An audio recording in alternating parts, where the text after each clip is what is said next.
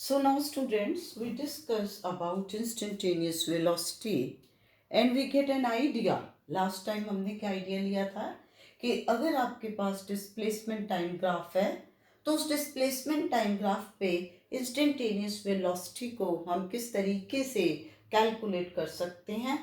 तो हमने लिया था कि instantaneous velocity is the slope of tangent to the displacement time graph at that very point.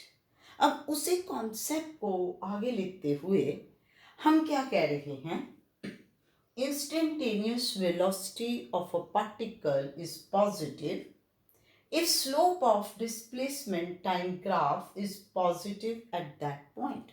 That point means जिस point पे आप वेलोसिटी पार्टिकल की फाइंड आउट करना चाहते हो।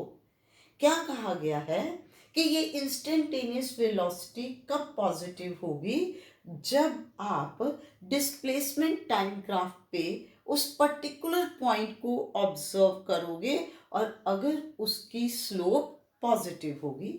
जैसे कि आप इस ग्राफ को देखिए, डिस्प्लेसमेंट टाइम ग्राफ। अब ये ग्राफ आपके पास इस तरीके से जा रहा है। अब suppose we want to see that what will be its velocity at this very point A।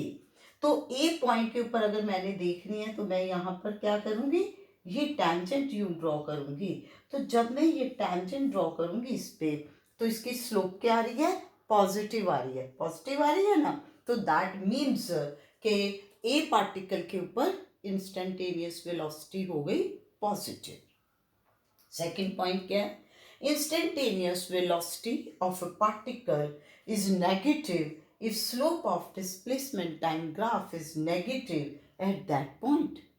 क्या कहा जा रहा है कि किसी पर्टिकुलर पॉइंट के ऊपर जब हमने इंस्टेंटेनियस वेलोसिटी फाइंड आउट करनी है, अगर स्लोप उस पॉइंट पे नेगेटिव आ रही है तो इंस्टेंटेनियस वेलोसिटी भी नेगेटिव होगी। जैसे ये सी पॉइंट देखिए, अब सी पॉइंट पे जब मैं स्लोप फाइंड आउट करूंगी तो ये यूं आएगी, तो ये स्लोप क्या हो गई, नेगेटिव। अब इसका भी मैं आपको तरीका बताऊं। आप सोच रहे होंगे मेरे को नहीं समझ आया भाई, ये वाली लाइन है, ऐसे लाइन है तो मैडम ने कहा कि स्लोप पॉजिटिव है, अगर ऐसे लाइन है तो मैडम ने कहा स्लोप नेगेटिव है। ये देखो, हमने क्या कहा था कि थीटा एंगल लेना है ना।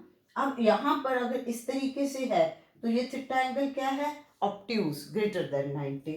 यहाँ पर जब लोगे तो ये थीटा एंगल क्या है, एक्यूट। स्लोप क्या है, tangent of the angle which line makes with positive direction of x axis. तो जब ये थीटा एंगल एक्यूट होगा तो टेंजेंट थीटा फर्स्ट क्वाड्रेंट में पॉजिटिव आएगा, स्लोप क्या आ गई, पॉजिटिव। जब आप थीटा को ऑब्ट्यूज ले रहे हो सेकंड क्वाड्रेंट में तो टेंजेंट थीटा क्या होगा, नेगेटिव। तो इसलिए आप उस लाइन को बना के देख लीजिए, अगर वो लाइन जो है पॉजिटिव एक्स एक्सिस के साथ एक्यूट एंगल बना रही यानी कि लेस देन 90, तो उसकी स्लोप यूं क्या आएगी, पॉजिटिव। और अगर लाइन इस तरीके से है, ऑब्ट्यूज एंगल बना रही है, तो उसकी स्लोप क्या आएगी, नेगेटिव। और तीसरा पॉइंट देखो कि instantaneous velocity of a particle is zero if slope of displacement time graph is zero at that point. मान लो मैंने ये पॉइंट बी लिया, अब बी पॉइंट पे टेंजेंट जब मैं ड्रॉ करूंगी तो this tangent will be like this. तो ये क्या है, this is parallel line to the x axis. तो इसमें एंगल कितना क्या आ गया, 0 डिग्री। Tangent 0 degree, 0।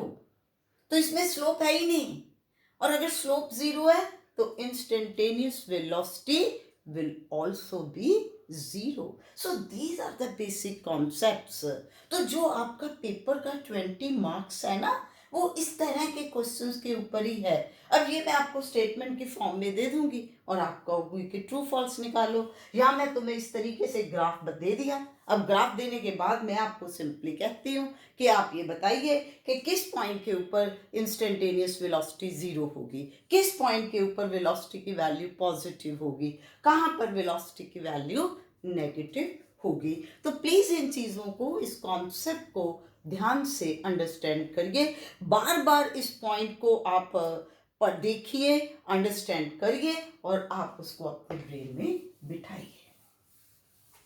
अब मान लो मैंने आपको ये एक कंसेप्चुअल प्रॉब्लम ये दी इस तरीके से कि I am giving you that this is the graph between position time graph और you can say displacement time graph, और इस तरीके से ये लाइन है एंड दिस एंगल 45 डिग्री मैंने ऐसे दे दिया। Here time t is in seconds and this displacement is in meters, right?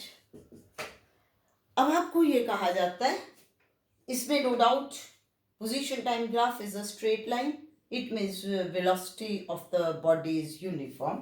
तो अब आपको इसमें यही कहा गया है कि calculate value of the uniform velocity. अब सबसे पहले तो आप इस ग्राफ को देख करके ये बताइए कि whether in this case the value of velocity will be positive और negative.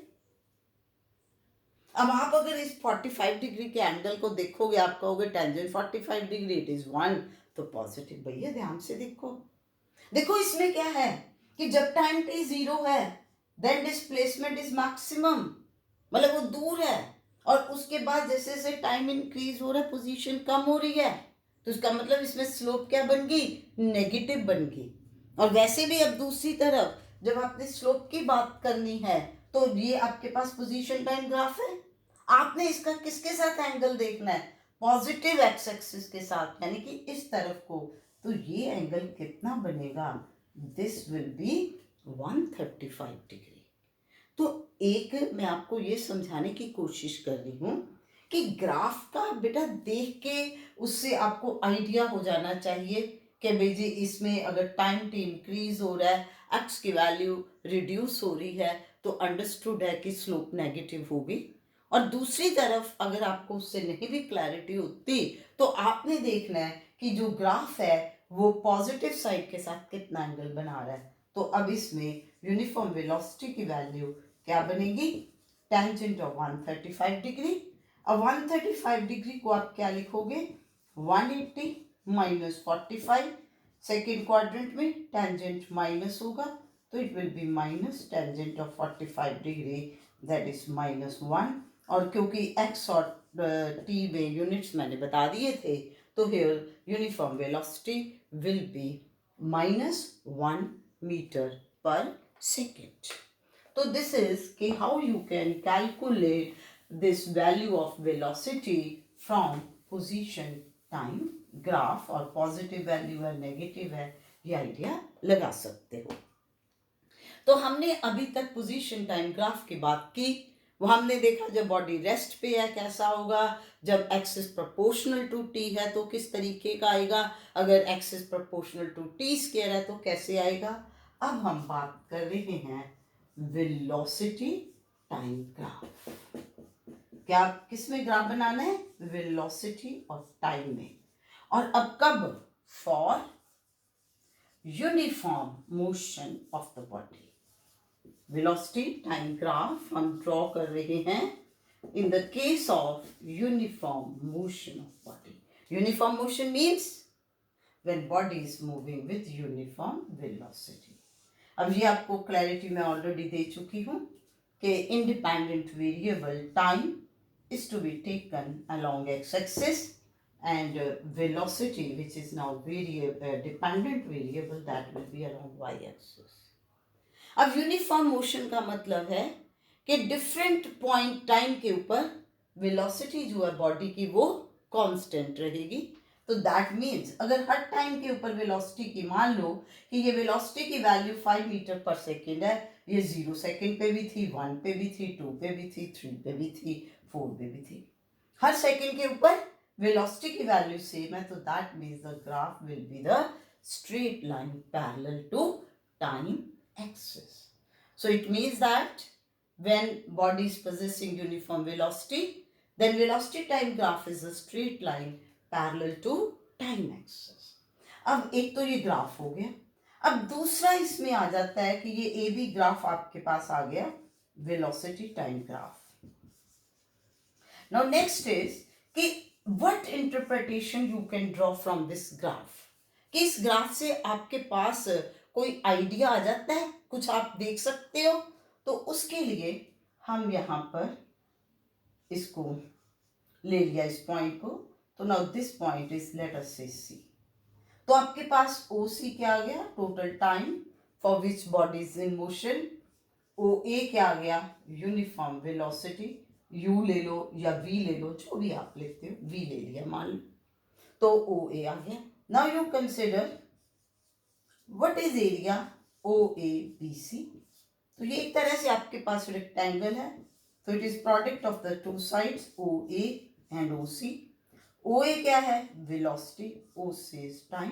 Now what is velocity into time, जब बॉडी की वेलोसिटी यूनिफॉर्म है तो प्रोडक्ट क्या है, इट इज द डिस्प्लेसमेंट। तो इसलिए अब आपके पास क्या बना, आपने क्या देखा था, area O A B C.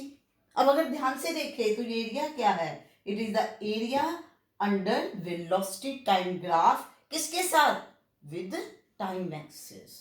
तो इसका मतलब हमारे पास क्या रिजल्ट आ गया कि area under velocity time graph gives us the value of displacement. Displacement के बारे में ये बताता है। अब डिस्प्लेसमेंट का माइंड करना, ध्यान रखना कि अगर आप ये जैसे अपवर्ड डायरेक्शन में है वेलोसिटी, इसके लिए आपने डिस्प्लेसमेंट क्या ली, पॉजिटिव। मान लो वेलोसिटी डाउनवर्ड डायरेक्शन में हो, ठीक है ना, हो सकता है ना कि डाउनवर्ड डायरेक्शन में कैसे होगी, अगर बॉडी की डायरेक्शन चेंज होगी तो फिर डिस्प्लेसमेंट क्या आ जाएगी, माइनस में आ जाएगी। तो यानी कि मैं इसलिए ये स्ट्रेस दे रही हूं कि जब आपने area under velocity time graph लेना है, हम कहते हैं कि this area gives us the value of displacement. तो आपने उसमें ये देख लेना है कि भाई अगर वेलोसिटी की डायरेक्शन चेंज होगी तो ऑब्वियस बात है कि डिस्प्लेसमेंट भी अपोजिट हो जाएगी, अगर पहले पॉजिटिव है तो अब नेगेटिव होगी। So that's all in this, and in the next we will now discuss about acceleration. Thank you.